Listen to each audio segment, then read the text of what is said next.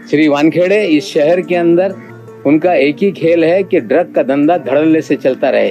वानखेड़े का खेल इस शहर में जो चल रहा है ये पाताल लोक बना दिया इस शहर को वानखेड़े ने। कोर्ट की प्रोसीडिंग में बार बार ये बात आई कि आर्यन खान को वो स्वयं उस क्रूज पे कोई टिकट निकाल के नहीं गया, उसे प्रतीक गाबा और आमिर फर्नीचर वाला के जरिए वो वहाँ गया।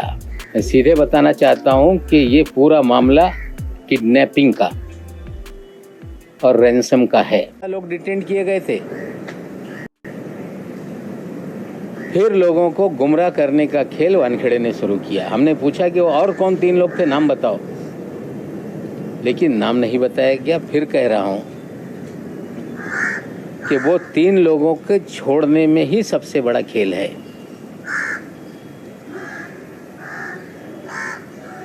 जिस दिन मैंने ऋषभ सचदेवा का नाम सामने लाया, मोहित कंबोज जो 1100 करोड़ रुपए का बैंक फ्रॉड का एक्यूज है,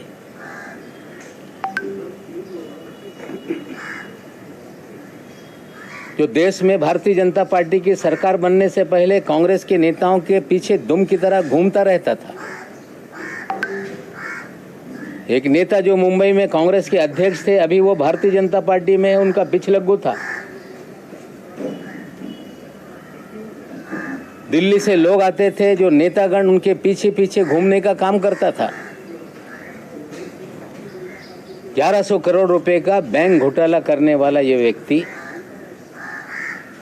जैसे ही देश में सरकार बदली, ये भारतीय जनता पार्टी में शामिल हो गया। पैसे के बल पे दीनदोंशी विधानसभा से भारतीय जनता पार्टी का प्रत्याशी बन गया। चुनाव हारने के बाद उसे भारतीय जनता युवा मोर्चा का अध्यक्ष बनाया गया और 1100 करोड़ रुपए के फ्रॉड की कंप्लेंट सीबीआई और ईडी के पास थी। 1.5 साल पहले एक छापेमारी सीबीआई की इनके घर पे हुई। 60 करोड़ के मामले में छापेमारी हुई, उसके बाद छापेमारी के बाद मामला फिर दब गया। मैं एक फाइल है आप सभी लोगों को दे रहा हूं, उसकी जांच आप करिएगा। ये इसलिए बताना चाहता हूं कि पिछले 1 माह से ये महाशय पूरी तरह से छटपटाए हुए हैं। कोर्ट की प्रोसीडिंग में बार बार ये बात आई कि आर्यन खान को वो स्वयं उस क्रूज पे कोई टिकट निकाल के नहीं गया, उसे प्रतीक गाबा और आमिर फर्नीचर वाला के जरिए वो वहाँ गया। मैं सीधे बताना चाहता हूँ कि ये पूरा मामला किडनैपिंग का और रैंसम का है। मोहित कंबोज के साले की जरिए ट्रैप लगाई गई, वहाँ आर्यन खान को पहुँचाया गया और किडनैप करके 25 करोड़ की फिरौती मांगने का खेल शुरू हुआ। डील 18 करोड़ में हो गई, 50 लाख रुपए उठाए गए, लेकिन एक सेल्फी ने पूरा खेल बिगाड़ दिया। ये सच्चाई है। जो किडनैपिंग का मास्टरमाइंड है वो मोहित कंबोज है। उगाई के खेल में मोहित कंबोज ये वानखेड़े का साथी है।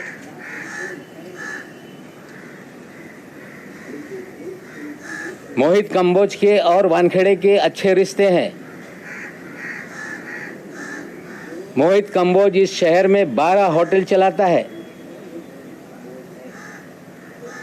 मोहित कंबोज अपने होटल चलाने के लिए बगल के होटलों पे वानखेड़े के जरिए कुणाल जानी नाम का एक होटेलियर है जो बास्किन नाम का होटल चलाता है। उसके बगल में ओपा नाम का एक होटल कंबोज ने खोला और बास्किन जो पूरे शहर के क्रीम लोगों के लिए एक इटरी है, उसके मालिक के ऊपर फर्जी मामला बना दिया ताकि बैस्किन बंद हो जाए। हमने कहा था कि कंबोज के और वानखेड़े के रिश्ते हैं। जल्दी इनकी मीटिंग की वीडियो रिलीज करेंगे। नसीब इनका अच्छा है कि कब्रिस्तान को लेके वानखेड़े साहब बोल रहे थे कि कोई मेरा पीछा कर रहा है। मेरी प्रेस कॉन्फ्रेंस जब 6 तारीख के दिन हुई, 7 तारीख के दिन कंबोज और वानखेड़े ओशीवीरा कब्रिस्तान के बाहर मिले। हाँ, हम लोग ढूंढ रहे थे कहीं सीसी फुटेज हमारे हाथ लग जाए। वहाँ के रहवासियों ने मुझे जानकारी दी थी कि एक गाड़ी आई थी जिसमें कुछ बॉडीगार्ड थे। एक दाढ़ी वाला व्यक्ति था, उनसे मिला था। इनका नसीब अच्छा है कि वो पुलिस का सीसीटीवी बंद था, हमें वो मीटिंग का सीसीटीवी नहीं मिल पाया। और वानखेड़े साहब घबराहट में ये कंप्लेंट दर्ज कराने चले गए कि कोई मुझे पीछा कर रहा है। जो प्राइवेट आर्मी है उसका कंपोज भी एक प्लेयर है। श्री वानखेड़े इस शहर के अंदर उनका एक ही खेल है कि ड्रग का धंधा धड़ल्ले से चलता रहे। ड्रग माफियाओं को संरक्षण दिया जाए, उनसे उगाही की जाए। और कौन लोग कंज्यूम करने वाले लोग हैं, जो नशे के लत के आदी हैं, बड़े घर के लोग, फिल्म जगत के लोग, उनकी जानकारी हासिल की जाए, उन्हें डराया जाए और हजारों करोड़ की उगाही की जाए। ये खेल वानखेड़े इस शहर में खेल रहे हैं। 18 करोड़ का मामला इस्टेब्लिश हो गया है। प्रभाकर साइल, जिसने आकर पुलिस के सामने एफिडेविट देकर अपना बयान दर्ज कराया, आप साथियों ने दिखाया। और मुझ पे आरोप बार बार 2 प्लेयर को वानखेड़े आगे कर रहा है। एक का नाम है सैनियल डिसोजा, जिसके बारे में कुछ चीज़ें बाद में मैं दिखाऊंगा। कवरअप करने के लिए सैम डिसोजा आगे आ रहा है। और कंबोज जी ने कल प्रेस कॉन्फ्रेंस करके हमने कहा था दिल्लीला में छुपे हैं कुछ राज। उन्होंने लगा के एक दिन बाद ये सारी चीज़ें नवाब मलिक बोलने वाला है तो कल हम ही बता देते। हाँ, अच्छा किया आपने बता दिया। प्राइवेट आर्मी की प्रेस कॉन्फ्रेंस कल हो गई। सैम डिसोजा का वीडियो चलाया गया। सैम डिसोजा का एक इंटरव्यू एक टेलीविज़न पे चला, जिसमें वो एनसीबी को और वानखेड़े को क्लीन चिट दे रहा था। और कल श्री कंबोज ने कहा कि जो प्रभाकर साइल है, ये नवाब मलिक के जरिए ये झूठे एविडेंस तैयार कराया जा रहा है।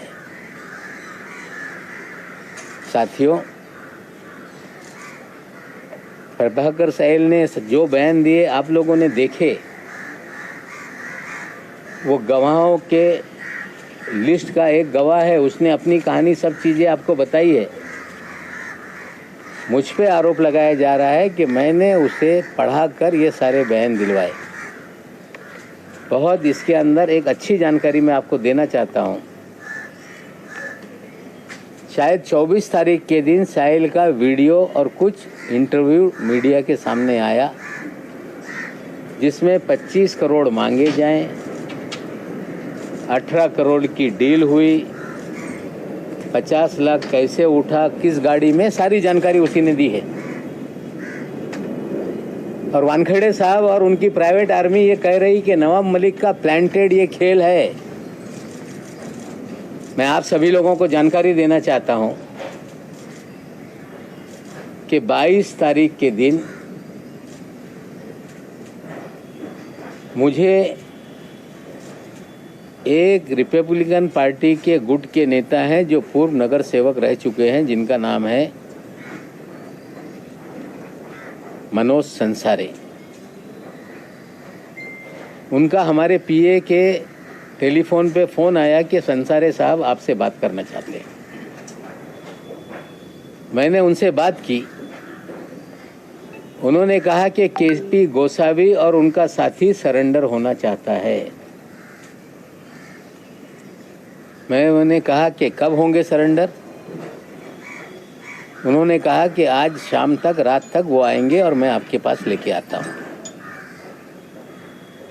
ये जानकारी मिलने के बाद मैं माननीय मुख्यमंत्री के पास उसी दिन जाने वाला था। मुख्यमंत्री जी को ये जानकारी मैंने दी कि मुझे फ़ोन आया था मनोज संसारे जी का, और संसारे साहब ने कहा कि केपी गोसावी और उनका साथी सरेंडर होना चाहता है।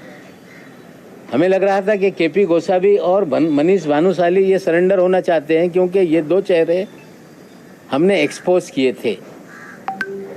मुख्यमंत्री जी ने कहा कि मैं जा रहा हूँ मीटिंग में, मैं डीजीपी पांडे साहब को बोलता हूँ कि आपसे बात कर लें। मुख्यमंत्री निवास पे पांडे साहब आए। मैंने उन्हें ये सारी जानकारी दी और पांडे साहब ने कहा कि पूना में वो फरार है, पालघर में वो फरार है, तो पालघर की टीम बुला देते हैं और रात में आएगा तो उनको हम अरेस्ट कर लेंगे। पालघर के एसपी साहब मुंबई में बीकेसी के जो साइबर सेल है वहाँ पे टीम लेकर आ गए थे। रात में मुझे फ़ोन आया कि आपने कहा था कि केपी गोसावी और उनका साथी सरेंडर होना चाहता है, टीम है, कहाँ है आप बताइए। मैंने कहा कि मैं 5 मिनट बाद आपको जानकारी देता हूँ। मैंने मनोज संसारे जी को फ़ोन लगाया। संसारे जी ने कहा कि उनका फ़ोन बंद आ रहा है, वो नहीं कहाँ है पता नहीं चल रहा है। अब सुबह देखते हैं वो लोग आते हैं कि नहीं। मैंने पांडे जी को कह दिया कि शायद रात में वो लोग नहीं आएंगे, कल सुबह तक इंतज़ार कर लीजिए, अगर आ गए तो मैं उनको आपके सामने हाजिर करा दूँगा। सुबह मैं संसारे साहब को फ़ोन लगाया, कोई मुझसे संपर्क नहीं हो पाया और मैंने कोई डीजीपी साहब से बात नहीं की। लेकिन उसी दिन 23 तारीख के दिन दोपहर में 12 बजे इसी मेरे कार्यालय में मनोज संसारे साहब 3 लोगों के साथ आ गए। आकर बैठे। मैंने पूछा कि कहाँ है केपी गोसावी। उन्होंने कहा कि यही तो केपी गोसावी का साथी है। मैंने बोला ये महेश भानुशाली तो नहीं। बोले ये केपी गोसावी का साथी है। सुनो ये क्या बोलना चाहता है। 2-3 बार चीज़ें उसने मुझे बताई और जब वो बता रहा था उसके एक साथी के फ़ोन पर लगातार फ़ोन बज रहा था। मैंने कहा उठा लो। बोले ये पूना पुलिस के क्राइम ब्रांच से हमें फ़ोन आ रहा है, लगातार हमें ये चेस कर रहे हैं। मैंने बोला क्यों चेस कर रहे हैं। बोले हम जब शोलापुर से निकले हमें पूना में रात में डिटेन किया गया क्राइम ब्रांच के जरिए और हमें सारी स्टेटमेंट हमारी रिकॉर्ड की गई और जो प्रभाकर का चिप था वो फ़ोन बंद कराया गया और हमें छोड़ा गया कि आप जहाँ जा रहे हो जाओ। मैंने कहा कि फ़ोन उठाओ। फ़ोन उठाने के बाद मैंने पूछा क्यों चेस कर रहे हो। बोले इनकी जान को शायद खतरा है, ये बोल रहे थे। ये मनोज संसारे तक या आप तक पहुँचे कि नहीं, हम इतने ही इनको मॉनिटर कर रहे थे। और उसके बाद प्रभाकर आया हमारे सामने। मैंने मनोज संसारे से कहा कि इनका एक एफिडेविट बना लो, जो ये बोल रहे हैं इनका वीडियो रिकॉर्ड कर लो और मीडिया को दे दो और पुलिस स्टेशन में जाके कंप्लेंट लिखा दो। शायद वानखेड़े को ये पता नहीं कि आरोप लगा रहे हो, लेकिन नवाब मलिक ने कोई तोते को जिस तरह आप कंबोज को पढ़ा रहे हो, जिस तरह आप सैम को पढ़ा रहे हो, नवाब मलिक ने कोई पढ़ाने का काम नहीं किया। मैंने ये कहा था कि लीला में छुपे हैं कुछ राज। मेरे पास पगारे साहब भी आए थे 4 दिन पहले, 5 दिन। उन्होंने अपनी सारी कहानी सुनाई थी। विजय पगारे नाम का व्यक्ति है जो चैनलों पे चल रहा है। लीला होटल की सारी कहानी बताई, कैसे पूरे लोग मनीष भानुशाली, धवल भानुशाली, सैम डिसोजा किस तरह से वहां पे रंग रलियां मनाते थे, किस तरह से चीजें चलती थी। वानखेड़े साहब को लगा कि ये कल बात होने वाली है, तो चलो कंबोज के जरिए लीला का राज खोल देते हैं।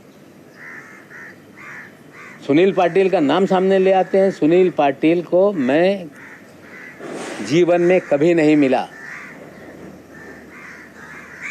सुनील पाटिल कोई राष्ट्रवादी कांग्रेस पार्टी का कार्यकर्ता नहीं।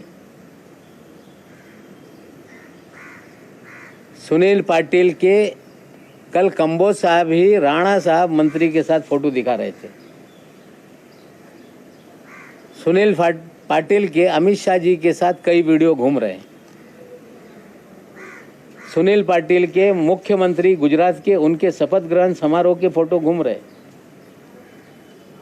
मनीष भानुशाली के प्रधानमंत्री से लेके सभी लोगों के साथ फोटो हैं।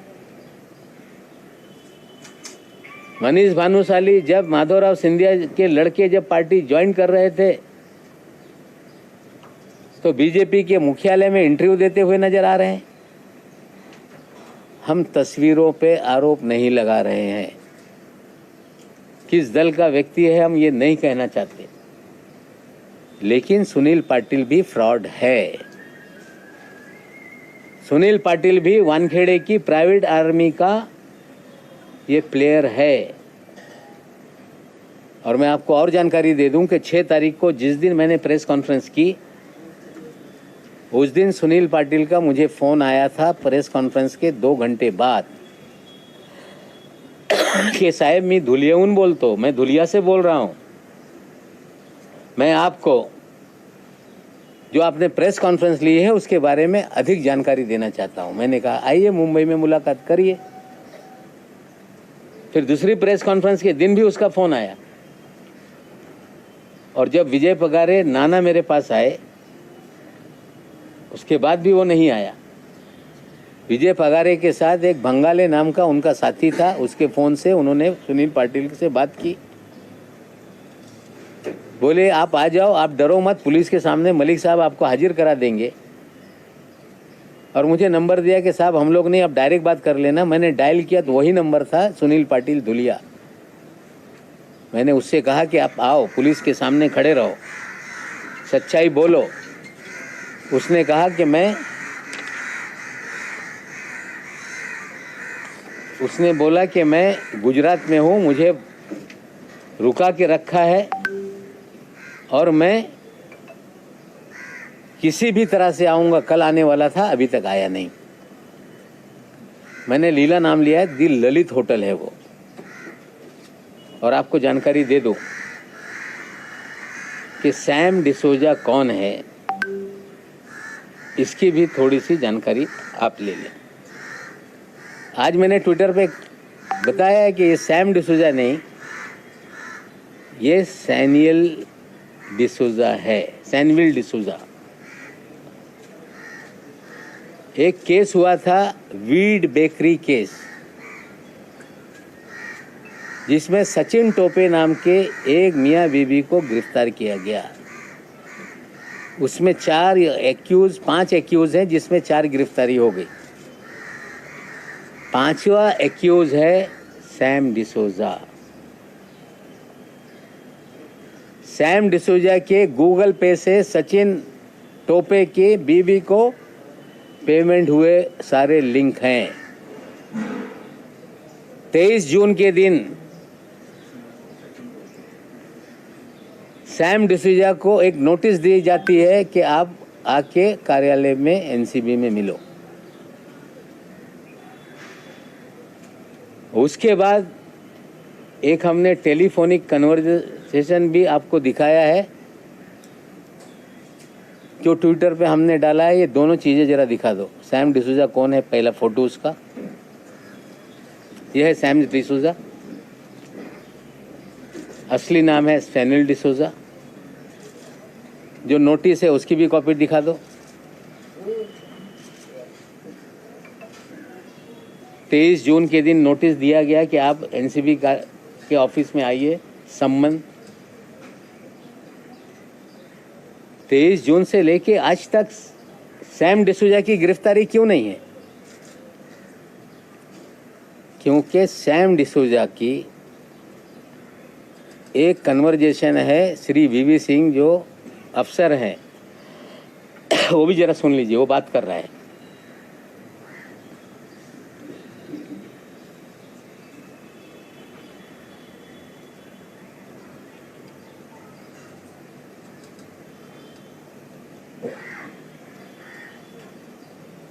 वीडियो ऑडियो है ना?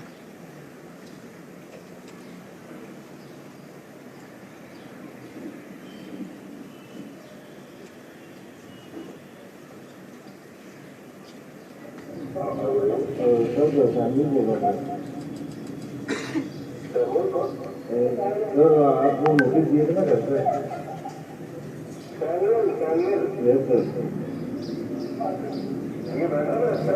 हाँ आपने नोटिस दिया था ना, मैं था नहीं घर पे, मुझे मालूम पड़ा है। तो मुझे एक दिन और क्या सर, अभी मैं पहुँचा नहीं हुआ, मैं पहुँचूंगा सर। थोड़ी मेरी तबियत में डाउन लग रही है, मैं मंडे को आऊँ तो मंडे में फिर दोबारा वेडनेसडे आपका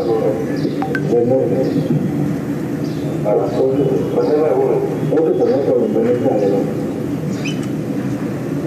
हाँ सर, हाँ सर, ये तो तेरा फोन है ना, ये फोन लेके आना। यस सर, लेके आऊँगा। हाँ, मेरे को किसी मेरे पास एम आई नंबर है तेरा, ऐसे मैं चेंज से मैं रखूँगा। हाँ सर, मैं लेके बता रहा हूँ, वो इसी से फोन कर रहा हूँ। यस सर, मैं ऐसे भी काम करूँगा।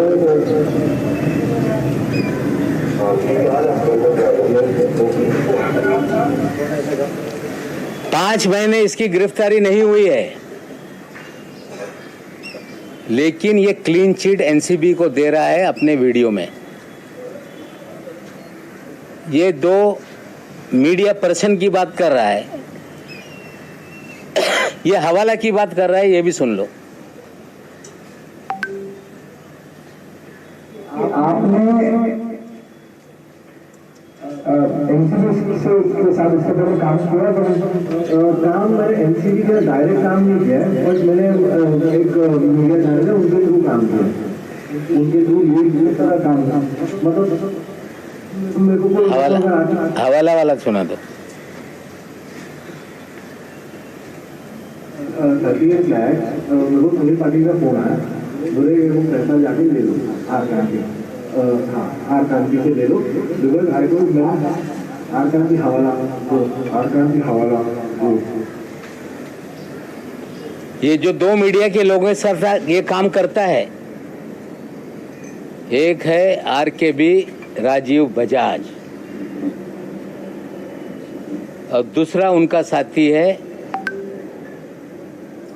जिसका नाम है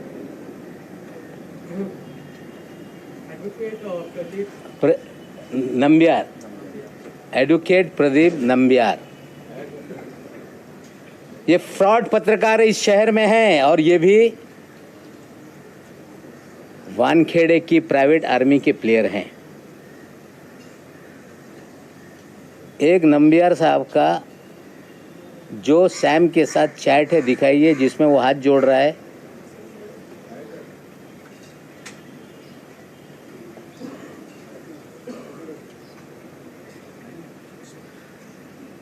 ये नहीं। ये एक चैट है जिसमें वो हाथ जोड़ रहा है, बातें कर रहा है,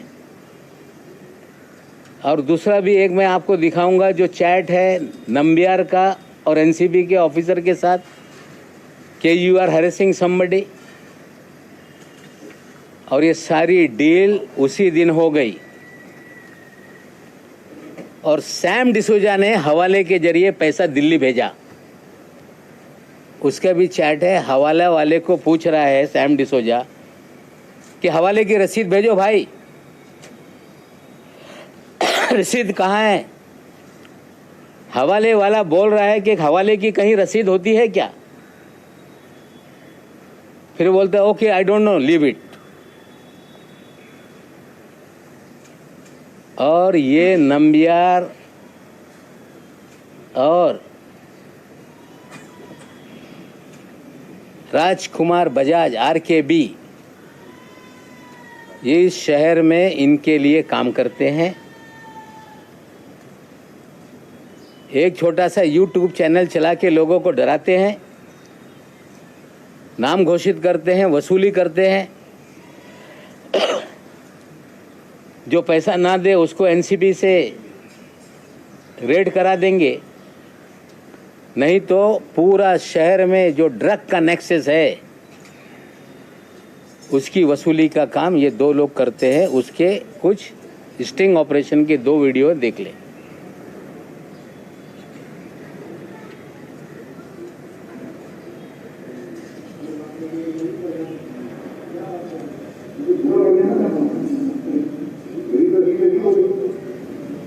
बजाज साहब हैं नंबियार के ऑफिस में।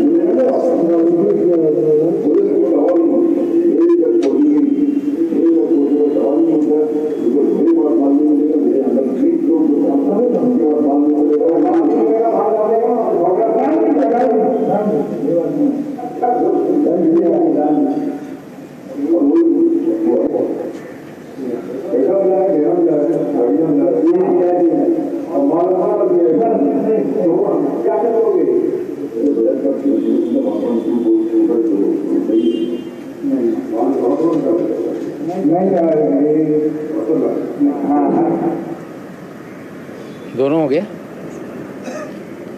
ये एक लेटर मुझे आया है, वो भी मैं आप लोगों को दे दूंगा। किसी ने मुझे भेजा है इसी केस को लेके, जिसमें रुबीना नाम की कोई ड्रग पेडलर है, उसके अगर पैसे नहीं मिले उसके बाद ये केस हुआ। और उसी केस में एक्यूज है एक, उसका नाम है अजमल कासम शेख अजमल तोतला, जिसके लिए पैसे लेते हुए नजर आए एडवांस। बोलने का मतलब ये है कि ये वानखेड़े की आर्मी जितने भी ड्रग पेडलर है, इस तरह के उगाही करने वालों से भी पैसा वसूलती है। ये सारे वीडियो आपके पास मैं दूंगा। आज किसी पत्रकार को बदनाम करने के लिए मैंने ये चीजें नहीं दिखाई, लेकिन वानखेड़े का खेल इस शहर में जो चल रहा है, ये पाताल लोक बना दिया इस शहर को वानखेड़े ने। कोई कह रहा है कि नवाब मलिक एनसीबी से लड़ रहा है, मैं एनसीबी से नहीं लड़ रहा। कोई कह रहा है कि नवाब मलिक भारतीय जनता पार्टी से लड़ रहा है, मैं भारतीय जनता पार्टी से नहीं लड़ रहा। मैं लड़ रहा हूं गलत लोगों के खिलाफ। मैं लड़ रहा हूं कि जो इस शहर में ड्रग के नाम पर हजारों करोड़ की वसूली हो रही है, बेगुनाह लोगों को फंसाया जा रहा है, ड्रग पेडलर धड़ल्ले से धंधा कर रहे हैं, नशे का कारोबार चल रहा है, जो नशा करने वाले हैं उन्हें बड़े लोगों को टारगेट करके डरा के वसूली की जा रही है। पिछले 1 महीने से 2 दिन ज़्यादा हो गए, अभी तक पूरे देश में ये खबर नीचे नहीं आ रही है।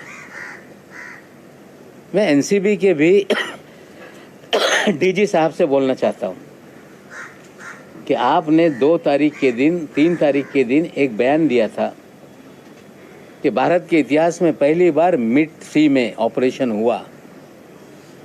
आपको भी गुमराह किया गया, कोई मिड सी में ऑपरेशन नहीं हुआ।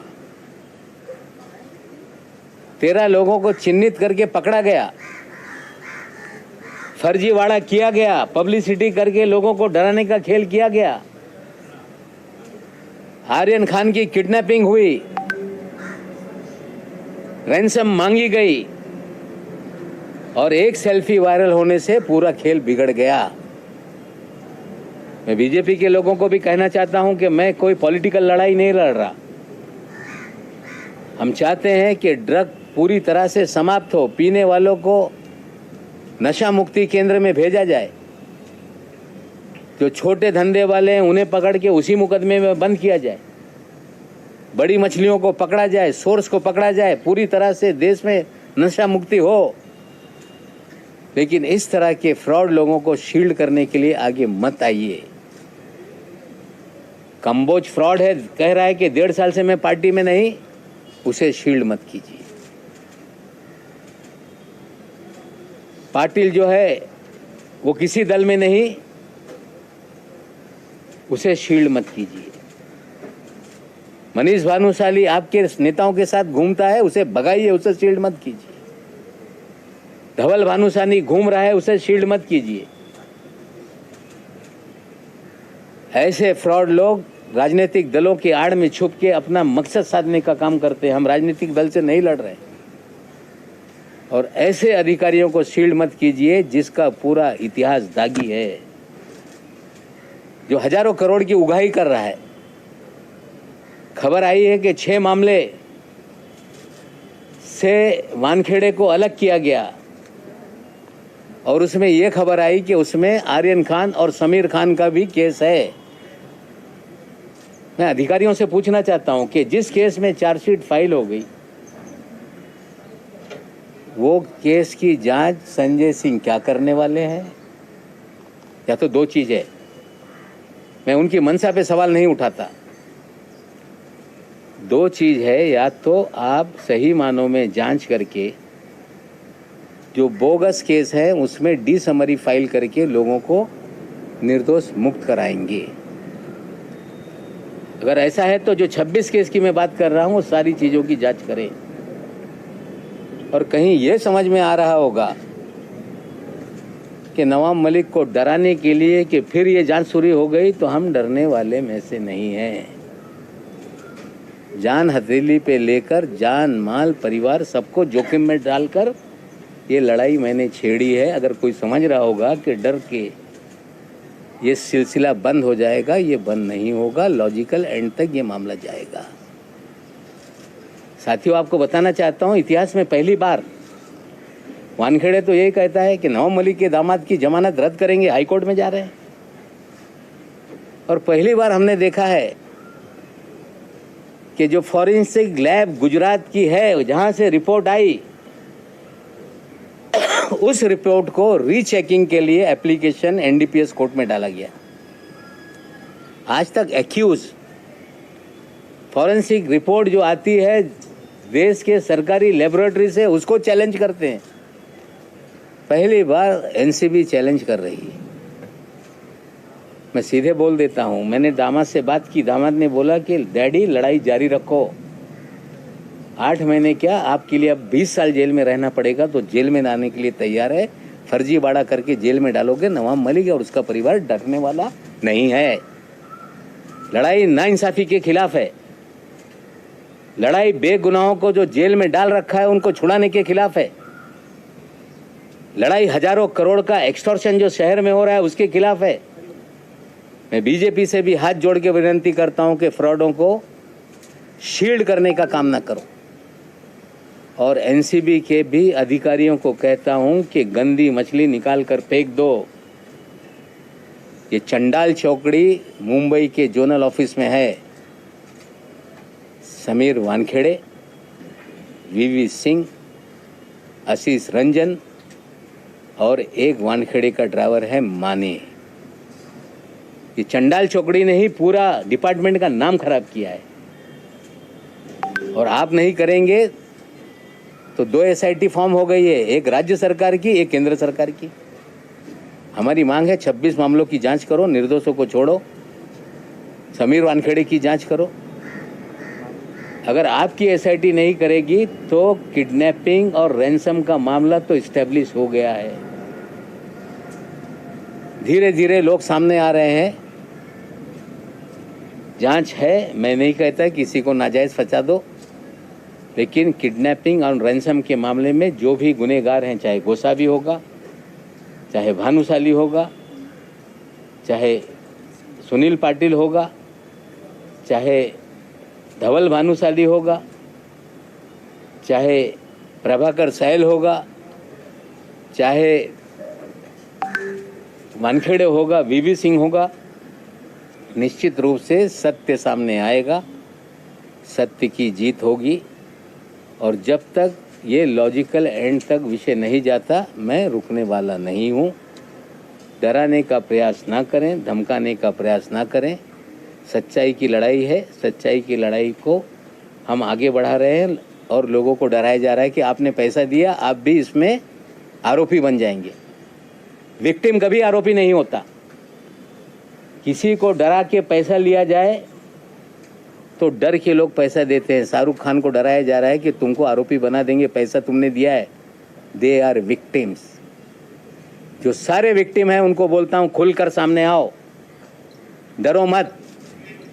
जो लड़ाई में आगे बढ़ा रहा हूं उसके अंदर मेरा साथ दो, और मुझे पूरा विश्वास है ये लड़ाई आगे तक जाएगी। और जिस तरह से देश के मीडिया ने इस लड़ाई को आगे बढ़ाया है, आशा करता हूं कि अंतिम लड़ाई के अंत तक ये मामला आपके सहयोग से आगे चलेगा। धन्यवाद। वो चंडाल चौकड़ी कौन सी है, एक बार फिर से नाम बता दीजिए, क्या इन्वॉल्वमेंट है सीधे तौर पे? 4 लोग हैं चंडाल चौकड़ी, जिनकी प्राइवेट आर्मी है।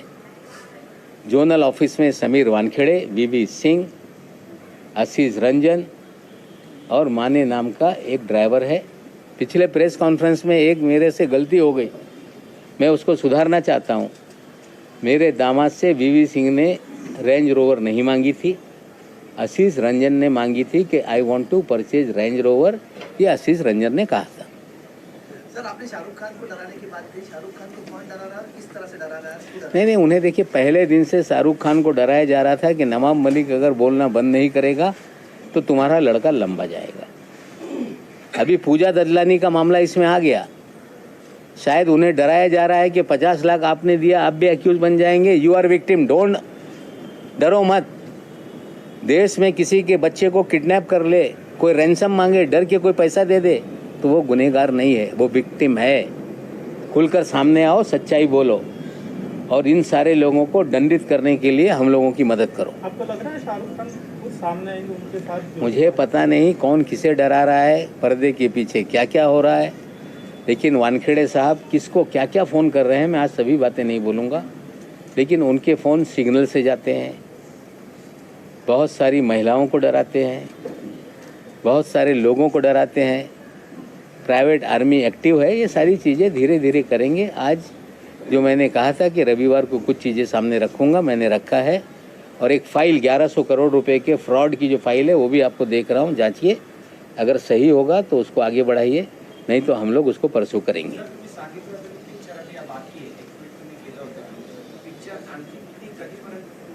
हे बघा, हे मेरा नाम जोकर 2 इंटरवलची पिक्चर नाही आहे, संगम 2 इंटरवलची पिक्चर नाही आहे। पिक्चर जोपर्यंत याच्यातला विलन तुरुंगात जात नाही तोपर्यंत हे पिक्चर संपणार नाही। की ललितमध्ये खूप काही राज लपलेले आहेत म्हणून तुम्ही सांगताना अगदी शॉर्टकट सांगा, ललितमध्ये काय राज आहे? ललितमध्ये 7 महिने रूम बुक होते सुनील पाटील यांच्या नावाने. तिकडे हे सगळी प्रायव्हेट आर्मी जात होती. तिकडे बरंचसं काही घाणेरडं हा विषय आहे, ते मी त्याच्यात पडत नाही. म्हणजे त्या प्रायव्हेट आर्मी तिथून ऑपरेट करत होती. हे मी आज बोलणार आहे त्यासाठी वानखेडे साहेबांचे प्रवक्त्यांनी कालच तो सांगितलेला आहे की तिथे शबाब होता, कबाब होता आणि तिथे नवाब न होता, तुमचीच लोकं होती. माझा कधी त्यांच्याशी घेणं देणं नहीं। देखिए, ललित होटल में जो मुझे जानकारी विजय पगारे साहब ने आके दी कि 7 महीने हम लोग होटल में वहाँ बुक करके थे। वहाँ पे विलास भानुशाली, मनीष भानुशाली, धवल भानुशाली, श्याम डिसोजा और बहुत सारे लोग आते थे। वहाँ पे लड़कियाँ भी आती थी, वहाँ ड्रग भी पिया जाता था, वहाँ पैसे भी आते जाते थे। ये सारी जानकारी मुझे विजय पगारे साहब ने दी थी, जो मैं बताने वाला था, लेकिन कल हड़बड़ाहट में वानखेड़े साहब के प्रवक्ता ने चीज़ें दे दी। उन्होंने कुछ व्हाट्सएप के स्क्रीनशॉट दिए जो सैम डिसोजा और सुनील पाटिल के बीच के थे। हमें लगता है चोर अपने जाल में खुद फंस रहा है। ये सारा खेल डिसोजा, कंबोज, ये सारे उगाई के किडनैपिंग के पार्टनर हैं। आज न कल उन तक सिकंजा पहुंचेगा। समीर वानखेड़े को 6 केसेस से हटा दिया गया है, अब नई तरह से जांच होगी, एसआईटी गठित की गई है। आपको लगता है कि अब साफ सुथरी जांच होगी या आपको लग रहा है नहीं, अच्छी होनी चाहिए, साफ सुथरी हो, सब पे हम शंका नहीं खड़ा करते। हम 26 मामलों की जांच चाहते हैं, लेकिन एक सवाल मेरे मन में है, जिसकी चार्जशीट पूरी फाइल हो गई उसकी क्या जांच होने वाली है? अगर साफ सुथरी जांच होगी तो क्या डी समरी सारे केसेस को करेंगे, या स्पेसिफिक आर्यन खान और समीर खान का मामला एसआईटी को दे दिया गया तो 2 उसमें से वो होता है, मतलब निकलते हैं। एक तो साफ सुथरी जांच करके लोगों को क्लीन चिट देंगे, या समीर खान का भी नाम उसमें छोड़ दो ताकि नवाब मलिक डर जाएगा। अगर उनको डराने का कोई खेल है तो नवाब मलिक डरेगा नहीं, ये लोग समझ लें। तुमचे सगळे आरोप हास्यास्पद आहेत। समीर वानखेडेंनी आता प्रतिक्रिया दिलेली आहे की तुमचे सगळे आरोप जे केलेले आहेत ते सगळे हास्यास्पद आहेत। आता इतके मी सगळं सांगतो, सत्यमेव जे ते आता सांगत नाही। त्यांना हसवा येत असेल पण पुढे ते रडणारच आहे। हो, आणखीन एक आहे क्रूजच्या बाबतीत। या क्रूजमध्ये जे केस बनवण्यात आली त्याच्यात क्रेव, ते वीडियो दाखवा। एक पेपर रोल को भी उसमें सीज किया गया है केस के अंदर, पेपर रोल। नमस्क्रे, ये नमस्क्रे फैशन टीवी का स्पॉन्सर का ब्रांड है। ये पेपर रोल में ड्रग पिया जाता है, इस तरह से कहा जाता है। अगर ये केस में ये सैंपल, ये स्टॉक सीज किया गया तो इसके मालिक को क्यों नहीं पकड़ा गया? इसके मालिक का नाम है काशिफ खान, असली नाम है कासिफ मलिक खान। देश के कई पुलिस थानों में इस पे मुकदमे दर्ज हैं। ये दिल्ली कोर्ट से भगोड़ा घोषित है कासिफ खान। ये समीर वानखेड़े का साथी है, गोवा में बड़ी संपत्ति बना रहा है, अपने आप को फैशन टीवी का इंडिया हेड कहता है। उस दिन ये पार्टी में नाच रहा था। सवाल ये है कि इसे गिरफ्तार क्यों नहीं किया गया? और ये व्यक्ति हमारे मुंबई के पालक मंत्री असलम शेख को भी बहुत फोर्स कर रहा था कि पार्टी में आओ। ये व्यक्ति बड़े बड़े नेता जो हमारे मंत्रिमंडल में हैं उनके बच्चों को प्लान करके वहां ले जाना जा रहा था। क्यों इसे छोड़ दिया? ये असलम शेख को वहां क्यों ले जाना चाहता था? ये कई मंत्रियों के बच्चों को क्यों ट्रैप कर रहा था? क्या एक बड़ी कॉन्स्पिरेसी करके ड्रग का खेल सरकार चलवा रही है, बदनामी करने का षड्यंत्र था क्या? ये भी एक सवाल है। काशिफ खान की गिरफ्तारी क्यों नहीं, वानखेड़े के साथी को क्यों नहीं पकड़ा जा रहा है? और मैं जिम्मेदारी से कहता हूँ, असलम शेख भी बयान दे देंगे कि उन्हें बहुत कोशिश की जा रही थी कि आप क्रूज पे चलो, लेकिन वो नहीं गए। शायद ये बड़ी एक कॉन्स्पिरेसी थी। धीरे धीरे मुंबई की एसआईटी भी इसकी जांच करे, हम मांग करेंगे। सर, राज्य सरकार और केंद्र सरकार के आरोप प्रत्यारोप में ऐसा कोई सरकार का नहीं, कोई हम किसी नेता पे आरोप नहीं लगा रहे। इसमें ऐसे अधिकारियों को जरा सुनिए, हम किसी नेता पे आरोप नहीं लगा रहे। हम राज्य सरकार केंद्र सरकार की लड़ाई नहीं है। ये एक चंडाल चौकड़ी जो एनसीबी में बैठी है उसको एक्सपोज कर रहे हैं। हम गुजारिश करते हैं अधिकारियों से जो वरिष्ठ है, ये चंडाल चौकड़ी को निकाल के बाहर रखो, नहीं तो ये सारी बदनामी इन्हीं लोगों की वजह से हो रही है। इनकी जांच बैठाओ, लॉजिकल एंड तक ले जाओ और अपनी बदनामी ना करो। हम देश से नशा मुक्ति के लिए आपके साथ है। कुछ लोग कहते हैं कि ये क्यों नहीं काम करते। मैंने जो एनडीपीएस एक्ट में एमडी को इंक्लूड किया गया, मारिया कमिश्नर थे, हमने सिफारिश करके एमडी नाम के ड्रग को भी इंक्लूड कराया। हम इस शहर में ड्रग खत्म हो, शिवदीप लांडे जी को बार बार हमारे घर के लोग जाके बंद कराने के लिए एक मेहनत करते रहे। हमने आज भी डीसीपी सारे हैं, उनको बता के किसी भी तरह से सारी चीज़ें बंद हो। ये नहीं कि नवाब मलिक चाहता है कि ड्रग बंद ना हो, हम पूरी तरह से चाहते हैं साफ सफाई हो, लेकिन ऐसी चंडाल चौकड़ी रहेगी तो ड्रग बंद होने वाला नहीं। इसलिए अंतिम लड़ाई लॉजिकल एंड तक हम ले जाएंगे। नवाब भाई, आपने ये पूरा मामला किडनैपिंग का है, रैंसम का है और इसका सबसे बड़ा खिलाड़ी मोहित कंबोज, इसके बारे में बताइए कि किस तरह से। देखिए, मोहित कंबोज का साला है ऋषभ सचदेवा, जो आर्यन खान का मित्र नहीं, उसके दो मित्र हैं, प्रतीक गाभा, आमिर फर्नीचर वाला।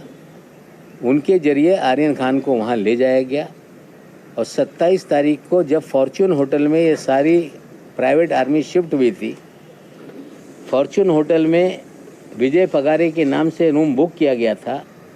वहीं जश्न मनाया गया था कि 2-3 तारीख को बड़ा पैसा आने वाला है और इस खेल में आर्यन खान को ले जाने में मोहित कंबोज का खेल है, क्योंकि उनके साले के जरिए 2 लड़कों के जरिए ही आर्यन को वहाँ तक ले जाया गया।